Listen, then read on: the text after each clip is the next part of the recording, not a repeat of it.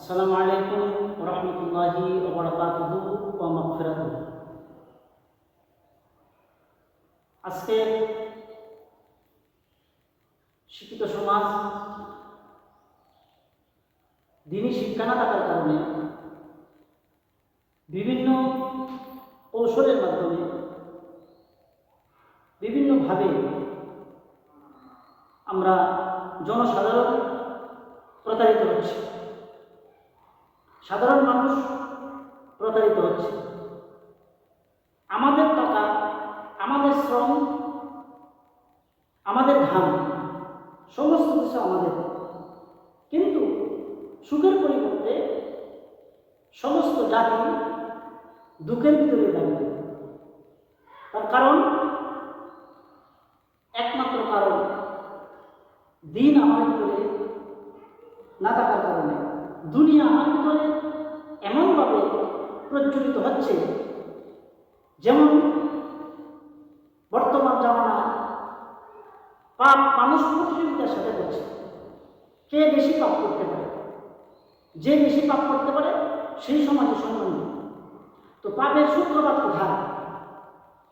আজকে পাপের সূত্রপাত শুরু থেকে শুরু হয় এবং এই ভূমিকা থেকে উপসংহার পর্যন্ত প্রথম সূচনায় আপনি আমি ভুক্তভোগী এবং পরিশেষে সর্বসাধারণ যন্ত্রণা ভুক্তভোগী। যেমন উদাহরণস্বরূপ, বাচ্চা যখন ছোট থাকে, 8 বছর 10 বছরের শিশু থাকে, তখন যে কোনো জায়গা থেকে যে কোনো জিনিস, এটা যে চুরি বা পরের হক, এটার জ্ঞান তার ভিতরে নেই। দিনী শিক্ষা না থাকার কারণে তার ভিতরে এই জ্ঞানটা নাই। সে ভাবছে এটা কিছুই নয়। কিন্তু এই পুকুরটা আমার নয়, যে পুকুর থেকে মাছ আনবো, এই মাছ আমি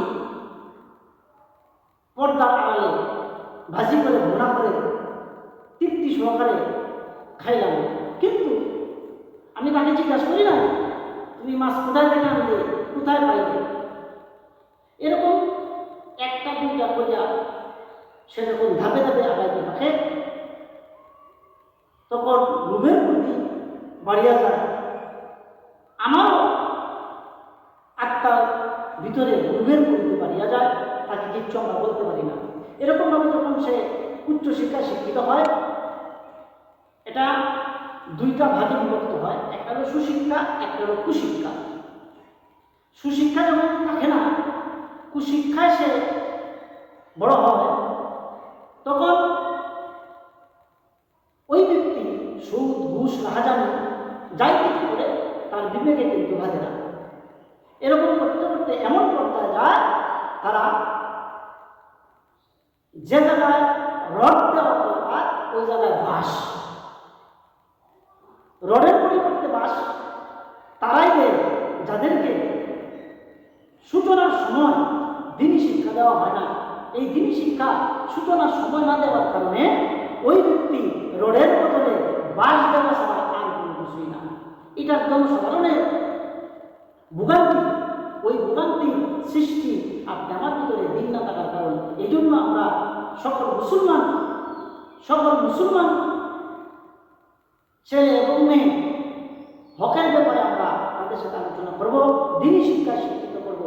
আজকে দিনী শিক্ষা লাভ করে যারা, তারা সুশিক্ষা গ্রহণ করে, আর দুনিয়ার শিক্ষায় যারা শিক্ষা লাভ করে তারা বেশিরভাগ কুশিক্ষায় গ্রহণ করে, সুশিক্ষায় পরিণত হয় না। এই জন্য আমরা প্রথমে দিনী শিক্ষা দিব, এরপরে জজ, ব্যারিস্টার, ডাক্তার, আমি যাই ইচ্ছা তাকে তাই বানাইতে পারি, শরীয়তের বিধানে কোনো বাধা নাই। এই জন্য আমরা ছোট সময় থেকে তাদেরকে দিনী শিক্ষায় শিক্ষিত করব, যেন রডের পরিবর্তে বাঁশ না দেয়, রডির পরিবর্তে রডেই দেয়, সিমেন্ট যেন কম না দেয়, টাকা পকেটে না নেয়, জনগণের টাকা যেন পকেটে না নেয়। এই জন্য আমরা ছোট সময় থেকে আমাদের মুসলমানদের যারা আছি, সমস্ত মুসলমানের অবগতির জন্য আমার দরখাস্ত, আমরা যেন সকলেই ছোট সময় থেকেই তাকে দিনী শিক্ষায় শিক্ষিত করি, সুশিক্ষায় শিক্ষিত করি। আল্লাহ তাআলা আমাদের সকলকে দিনী শিক্ষা এবং সুশিক্ষা শিক্ষিত করার জন্য তৌফিক দান করেন। আসসালামু আলাইকুম ওয়া রাহমাতুল্লাহি ওয়া বারাকাতুহু।